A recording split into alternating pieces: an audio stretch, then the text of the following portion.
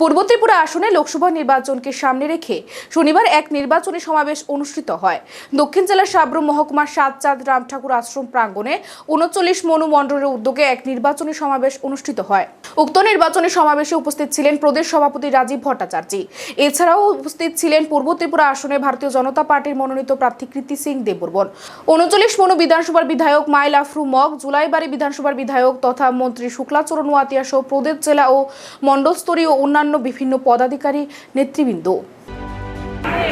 17 তারিখে উনি আগরতলা এসেছেন, উনি আস্তাবল ময়দানে বক্তব্য রেখেছেন, উনি গ্যারান্টি দিয়েছেন এই রাজ্যের প্রত্যেকটা গরিব অংশের মানুষের জন্য, তাদের থাকার জন্য, যারা ঘর পেয়েছেন ইতিমধ্যে আপনারা জানেন প্রায় 4 লক্ষ পরিবারকে উনি আমাদেরকে ঘর উপহার দিয়েছেন।